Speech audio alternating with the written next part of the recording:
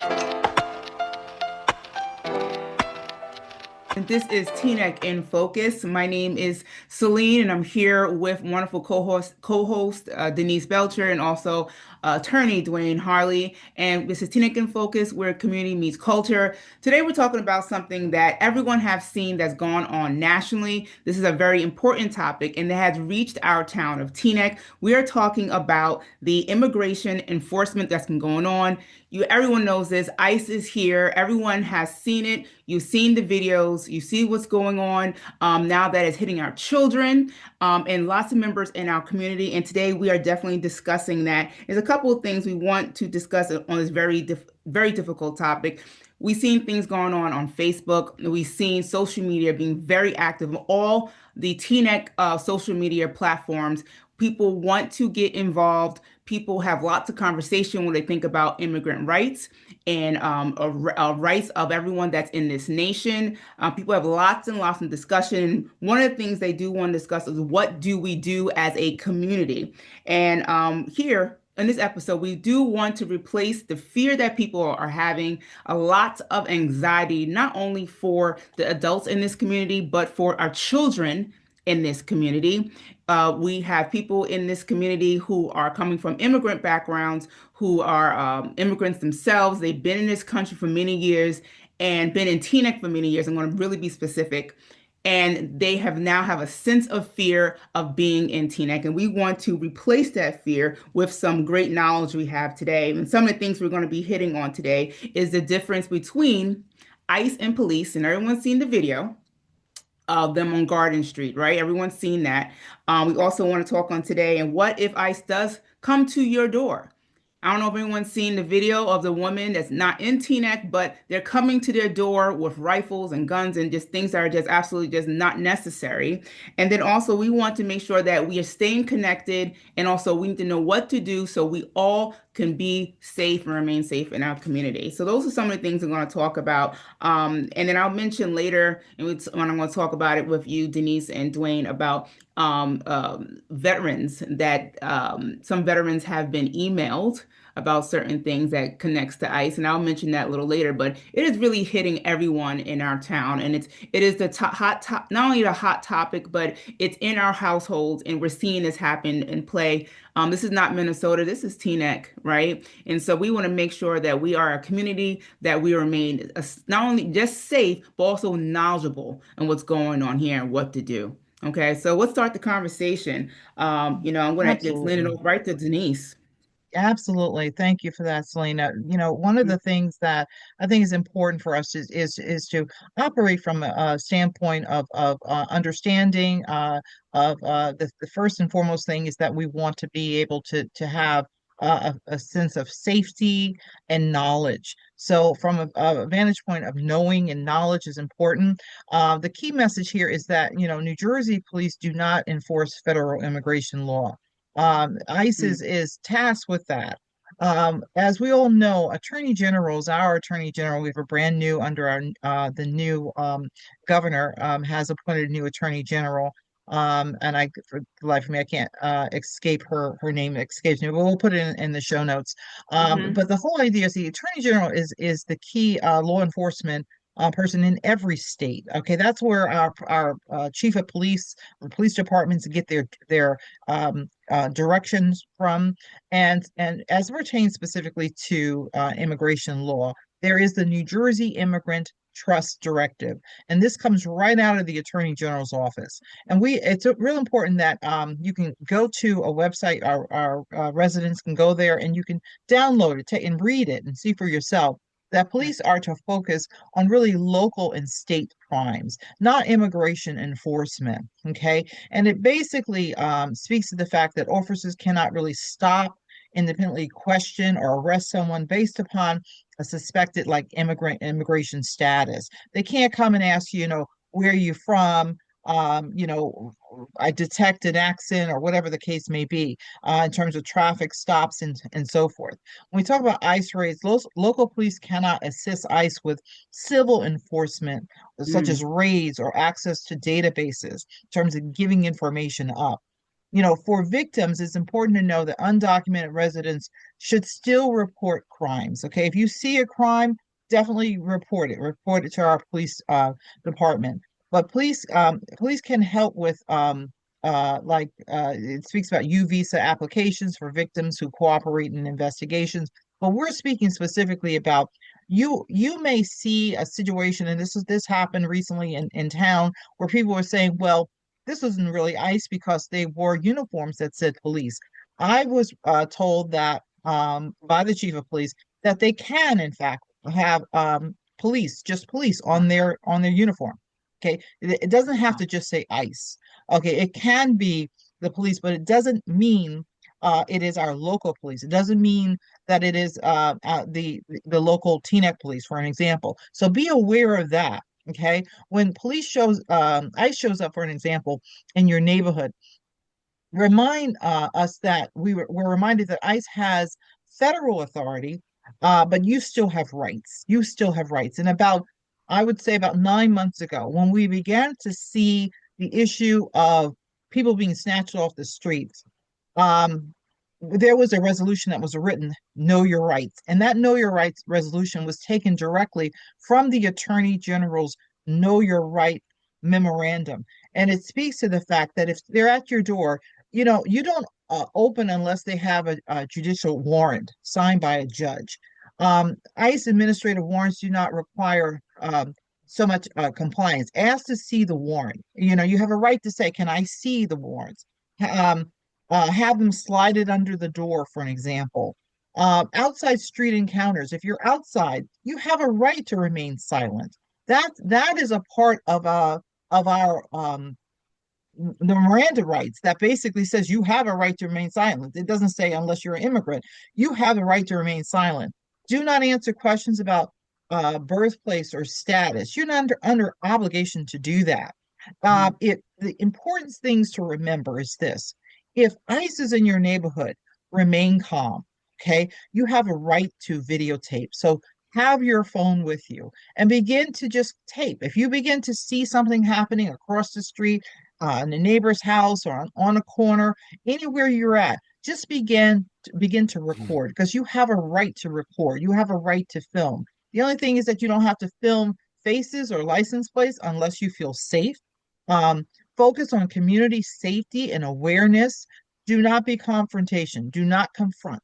As we are seeing from our residents in Minnesota, there is a lot of things that are questionable and hard to watch in terms of understanding why it seems like the residents are being confronted more than the actual ICE officers. So the important thing to do is to remain calm, record. You can call the non emergency number of the Teaneck police to report something. Chances are they may already be there because people are very sensitive to the things that are happening right here in our neighborhood. And we're going to talk more about having a an individual family plan that you can feel safe in knowing that you have people know where you are.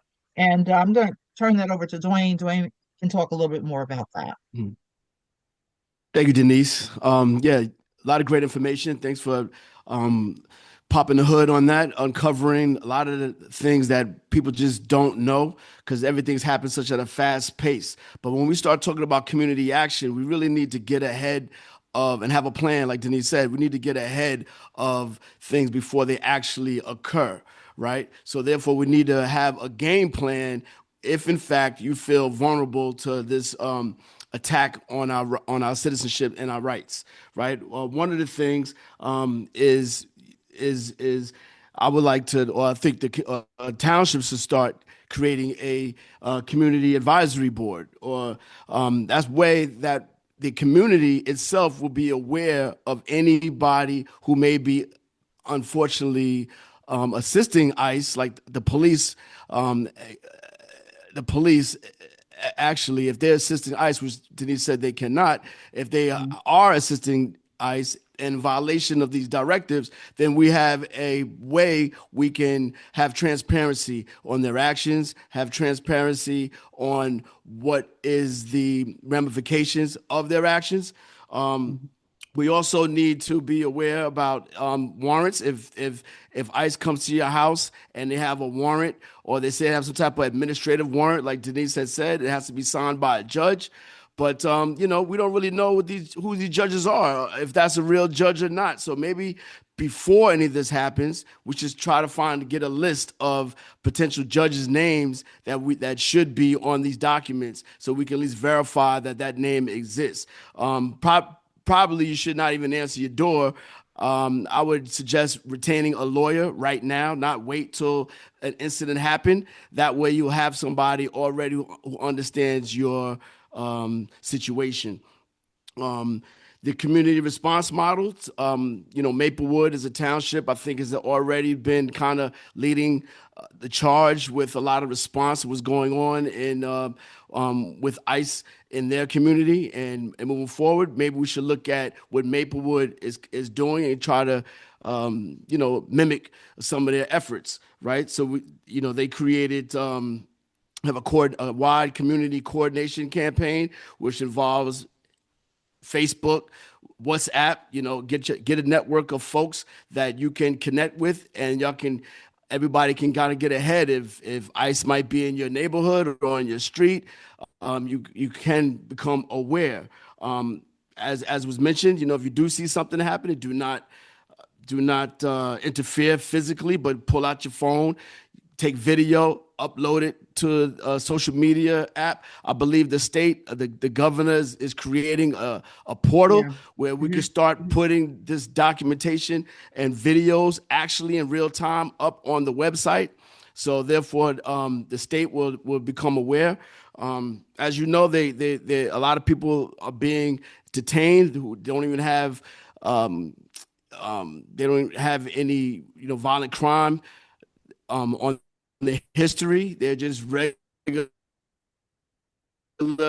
hardworking families. AV that a lot of people had these drug backgrounds and they're dangerous people, but that's not the case. Have we seen? So we really need to get ahead of organizing and get a life plan. So we would need maybe to have create a network of safe houses, amongst your neighborhood. Also safe travel, where you have the ability to go from A to B to get your children to school. When we also talk about sensitive locations, ICE cannot go to sensitive locations, which will be a public school, healthcare facilities, courthouses, um, food pantries, funeral homes, places of worship. These are the places that we probably need to reach out to now to make sure that they are safe destinations for folks, because we don't want to wait and find out that they're actually not as safe as we assume them to be, and we depending on them to be some type of shelter for us to get there, right? Because this is really not just to escape any type of immigration process. Is really to make sure that your rights that's guaranteed under the Constitution are secured, right? So you have a right to have due process. Right now, we're seeing a lot of families not having due process. So really, we're not trying to help you evade law enforcement. We're just trying to make sure that you secure your due process rights that is guaranteed under the Constitution. Um, I think those things are very important. We need to maybe find out, like I said, retain a lawyer. How you retain a lawyer? You can go to the New Jersey Bar Association, reach out to them. The Bergen County Bar Association, reach out to them. They will have information and lawyers on, ready to go, and you could discuss your situation. Also, the Northeast New Jersey Legal Services is be a viable um, place to go to get some information about retaining legal services. So yeah, and then I guess we're going to go to the judicial warrants. Like I just said, with the judicial warrants, it has to be signed by a judge, but we want to make sure that it is a judge, not just regular names. So we try to find a list, or try to get a list of judges that could possibly sign those warrants, and also they can only, there are some exceptions, however, that ICE can actually arrest you if you're involved with violent crimes or some type of serious violent crime. They will be able to overcome anything the state may have, and they can come and arrest you. So that'll be an exception. But under you don't have to cooperate under routine stops, especially if you don't have any of that violent history.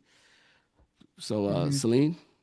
Yeah, thank you for that because you said a couple of things and all that, I can't imagine. And before we do close out, this is a whole sense of fear that our community has been overwhelmed with. And something that the Black community, we always were overwhelmed with what the government has done to us, right? Always been overwhelmed what the feds have done, and also even the community police. But in this instance, we have always been a people that have been prepared, and we want to make sure that our entire community is being prepared in what's going on right now and keeping us safe and keeping our children safe. And I'm just going to touch on a little bit before we do close out about our children and what they're experiencing and what I hope that our our Board of Education is doing in making sure that our children are safe and there is some social emotional supports happening in our schools right now. Whether it's through social worker or the guidance counselors, and making sure these children are understanding what's going on because our kids are now being pulled out of school. Our families now do not want to attend school because of things like this. These are actual stories and actual things that are happening in our local schools that they are not going to school because of this. And because of the last incident that we all very aware of a child that was met at the bus stop because now the feds, ICE, are now meeting people at bus stops where children are planning to go and go on to that yellow bus and go to school and to learn. And now there is a sense of fear that people do not want to do that and send their children there. And so right now we need to make sure that the children are in they're in school and when they do make it to school is that they are being kept safe. So I hope our Board of Education is putting something in place to make sure our kids are being are safe and people understand their anxiety as well. And I know we have a very short time today. There's so much to talk about. There is a part two. People who are listening, there's a part two to this because this is such a big topic and something that's happening in our community. But to close out today, we just want everyone to know to be to feel empowered. And there's some things to take away from today's episode. And that one thing is to know your rights. And we touched on today that we do have a right to stay quiet when we are questioned. And we talked about judicial warrants and only respond to them, is what Dwayne was telling us. And then there's some sensitive zones, right? Schools, once you're in school, they cannot enter into those schools, right? I hope I'm correct when I'm saying that because that is a safe place for us right now. And hospitals and houses of worship are protected. Excuse me. I'm also community reporting. We just mentioned that there are so many WhatsApp groups and different groups that people are having and moms groups that they're having and parent groups that are going on that are community supports and that are reporting call the non-emergency numbers and also document things and inform people for safety documentation. You can record on your phone. We don't want anyone to interfere what's happening because it could be deadly at this point, right? These men and women or whoever these ICE people are, they're coming with severe force. And I'm just going to say this one thing, and I swear I'm going to close it. I'm so sorry, but there are now veterans getting emails that are used as a recruitment tactic for veterans, okay? For ICE. Do you want to work for ICE? These are for veterans. Now, some of these veterans have PTSD and also have mental health issues, and they're being asked to now work for ICE. So this is something that we need to be aware of this happening. It's right here in Teaneck that we have to understand that what's going on, it could be deadly. It has become deadly. We see things that happen nationally. And I hope that we all stay protected and we're aware. And Denise is going to close us out. This is a part two coming on, so please be ready to listen to Yes. that. Absolutely, absolutely. Thanks for that. We just want to emphasize that we want our community to feel safe. We want a sense of belonging. We want to ensure that people feel that they belong here. I mean, we're not talking about, as Dwayne was saying, any violent criminals or anything. We're talking about people that have entered a pathway to citizenship, and it is being interrupted. or they're fearful of even showing up for hearings and things like that. We want our residents to know that you belong, that the law does protect you. We do have a constitution, and this constitution, people have lost their lives upholding this constitution. We swear an oath. For those of us that serve in public service, we swear an oath to uphold not only the U.S. Constitution but the Constitution of our state. So we feel impassioned by this. I think you can hear it in this podcast because we know that it's so important for people to know their rights, to have access to knowledge and true information. Get your information from reliable sources. Go to the Attorney General's website. We'll actually put a link in the show notes to know your rights, and to also to know the immigrant trust directive. We'll put that there so you can read it for yourself.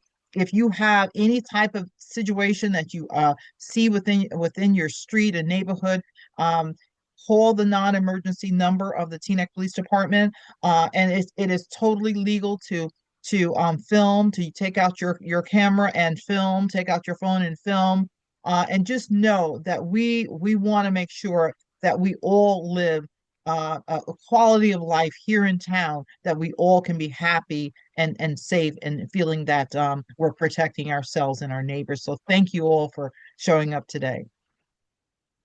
Till next time. Till next time. Thank you. Have Be a great safe. day.